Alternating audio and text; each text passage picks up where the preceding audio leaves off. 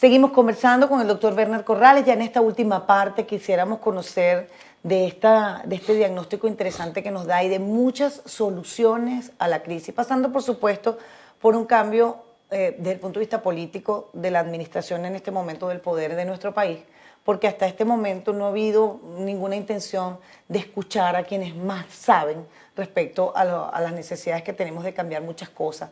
Así que vamos a preguntarle al doctor Werner Corrales de esas estrategias que él ha planteado, de ese sueño maravilloso que él nos ha planteado a lo largo de esta entrevista, si es posible hacerlo a corto, a mediano plazo, que no sea a largo plazo, porque eso como que quizás deja la esperanza ahí como guindando en el aire, doctor. ¿Es posible algunas cosas a corto plazo, otras a mediano?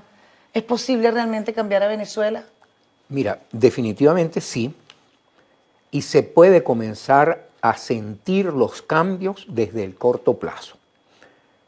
Esto no significa, nuevamente, que vamos a estar como estábamos, que teníamos un promedio de PIB per cápita superior a los países desarrollados, que eso lo vamos a lograr en el cortísimo plazo.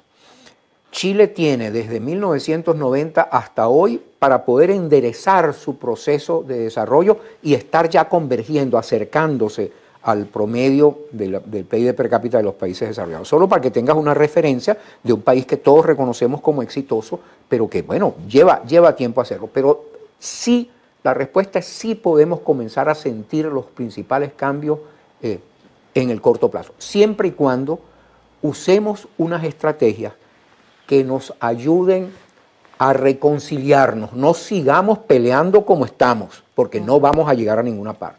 Segundo, unas estrategias que creen capacidades inmediatamente, comiencen a crearlas de inmediato, una mejora de la educación, etc. Tercero, unas estrategias que nos ayuden a cambiar toda esta institucionalidad. Hay dos proyectos en los cuales yo he estado involucrado desde que regresé a Venezuela. Yo regresé a Venezuela después de vivir 12 años fuera, en el año 2008, fines del 2008. En el año 2010 comenzamos una serie, 7 organizaciones de la sociedad civil, comenzamos una iniciativa que se llama La Venezuela que queremos todos. Dentro de la Venezuela que queremos todos hicimos esfuerzos enormes porque la gente definiese qué país quería vivir, los objetivos que quería de una Venezuela del futuro. Y allí participaron más de 66.000 personas en 22 estados del país, en talleres y en diálogos, chavistas y no chavistas, y llegaron a 7 consensos, 7 objetivos de desarrollo.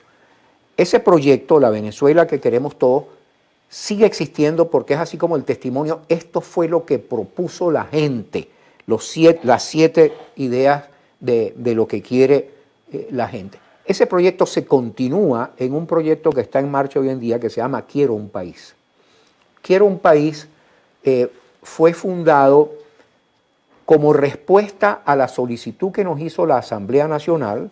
Cuando Julio Borges tomó la presidencia de la Asamblea Nacional, nos llamó y nos pidió que nosotros organizásemos una gran consulta sobre el país del futuro.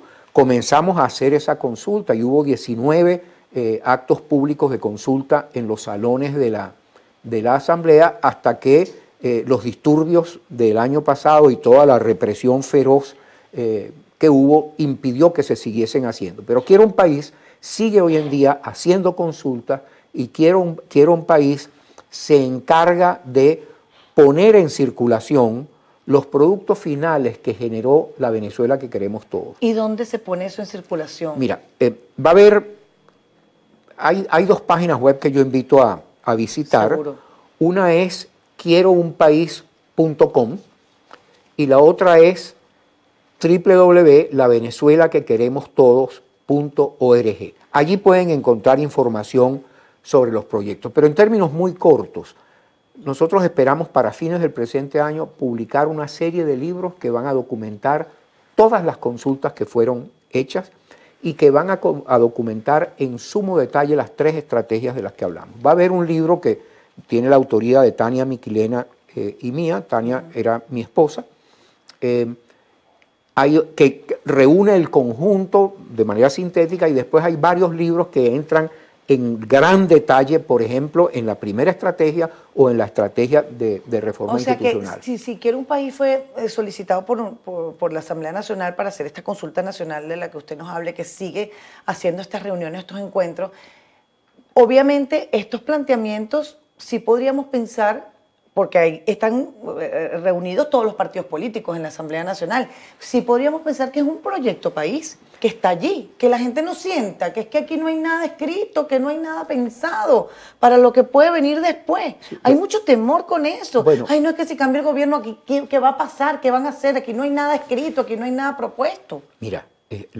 primero que nada que hay muchos grupos que han trabajado en propuestas para el futuro. Así es. Lo que se puede llamar, lo que sí hay que aclarar es lo siguiente, lo que se puede llamar un proyecto de país es algo que conduce a largo plazo, conduce a los objetivos más queridos, más caros para la gente. Y eso es muy distinto de un programa de gobierno. Un programa de gobierno es una serie de acciones que se ejecutan durante los 5 o 6 años que dura un gobierno. Y un programa de gobierno suele estar teñido por dos cosas. Una, lo cual es normal. Una, está teñido por la filosofía política del grupo que lo propone, que el grupo que entra al gobierno. Y dos, suele estar teñido por las medidas de cortísimo plazo y poco por los grandes cambios, como por ejemplo los cambios institucionales. Venezuela está hablando de una reforma institucional desde fines de los años 80 y nunca la concluyó, porque se cae en eso del cortoplacismo de los programas de gobierno. Entonces un proyecto de país, lo que nosotros hicimos o pretendimos hacer en la Venezuela que queremos todos es un proyecto de país. Un proyecto de país requiere, primero que nada, que haya consensos, y participaron más de 66.000 personas en consensos para decir qué país queríamos. Entre los consensos está, queremos reconciliarnos y vivir en paz. Queremos salir de la pobreza. Queremos que la educación vuelva a ser un instrumento para el desarrollo de todos. Queremos una reforma institucional. Es decir, son las grandes cosas en las que chavistas y no chavistas estábamos de acuerdo que queremos. Eso es lo primero que hace falta. Y después hace falta que los que saben, los que están preparados, son especialistas en desarrollo, en políticas públicas, propongan cómo llegar a esos objetivos. Y es lo que estamos haciendo en este momento en Quiero un País. Ingeniero, yo quiero un país. Yo quiero un país de calidad. Yo quiero un país como Venezuela donde quiero vivir en paz, que mi hijo pueda salir, que tenga calidad de vida. Yo quiero un mensaje que usted le dé a los venezolanos de que efectivamente sí se puede. O sea, ¿cómo hacemos? Yo quiero un país. La construcción de una nueva Venezuela pasa por ponernos de acuerdo en qué queremos. Ya esos acuerdos existen. Hay 7 consensos que fueron debatidos muchísimo por chavistas y no chavistas. Pasa además por ponernos de acuerdo en cooperar. Si seguimos confrontados, no vamos a ninguna parte. Y pasa por tener confianza en una dirigencia. Pero la dirigencia no se gana la confianza porque aparezca en televisión. Se la gana por los hechos que se la hacen ganar. Y en eso yo tengo un mensaje particular para los jóvenes líderes. Yo tengo una gran confianza en que los jóvenes líderes de hoy son quienes nos van a llevar a reconstruir a Venezuela. ¿Cómo plantearía usted la reconciliación que tanto ha estado diciéndonos a lo largo de toda la entrevista? Es importantísimo que nos unamos hacia un mismo camino, que rememos todos hacia el mismo lado. ¿Cómo sería esa reconciliación? Porque usted ha dicho algo también al principio de la entrevista, aquí se sembró un odio muy grande, muy profundo, que ha realmente destruido nuestro tejido social.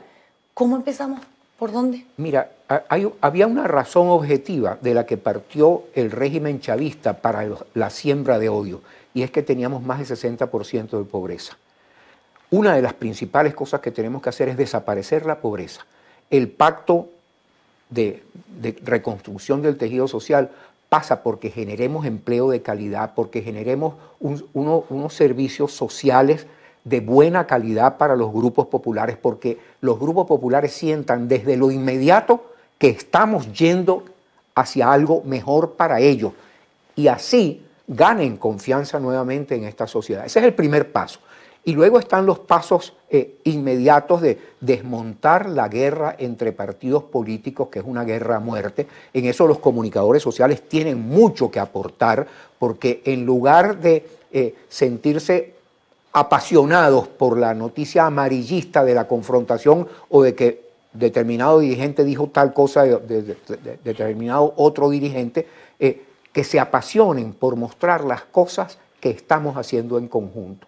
Por último, la educación venezolana tiene que ser revisada, porque en la educación venezolana se sembraron virus terribles de lucha contra otras clases sociales. Se sembró una cosa que es una mentira, y es que para liberar al pueblo, él tiene que ir en contra de los que más tienen y acabarlos. Excelente, doctor Werner Corrales, le agradezco muchísimo. Es la resiliencia de las funciones básicas de la que usted está hablando, esa resiliencia que a veces escuchamos cuando hablamos de la psicología y de la inteligencia emocional. Y es eso, es cambiar nosotros mismos también para empezar el cambio de un país. Así es. Tenemos que cambiar nosotros, pero para cambiar tenemos que ir viendo que va cambiando el país. Y por eso mi insistencia en las victorias tempranas, esa victoria temprana de que le demos prioridad a los servicios sociales, a la calidad de los servicios en los grupos populares, para que ellos sientan que sí hay un futuro posible. Muchas gracias, un honor haberlo entrevistado. Un placer, doctor Werner. Muchísimas gracias a ti, Alba. Gracias al doctor Werner Corrales. Bueno, ya escucharon ustedes un planteamiento sumamente interesante que está allí, que está plasmado en los textos, en los libros que ellos van a sacar. No hay nada que esté oculto. Hay gente que está aportando muchas cosas importantes en el país. Lo repito una y otra vez para que entendamos que no se está yendo a otro camino de una forma totalmente sin saber hacia dónde vamos a caminar y cuál es el recorrido que se va a llevar, sino que hay mucha gente que está aportando cosas positivas para esa Venezuela posible. Gracias por haber estado allí, será hasta una nueva oportunidad a través de BPI. Gracias por su cariño y de nuevo estaremos con ustedes en Alba Cecilia en directo el próximo miércoles.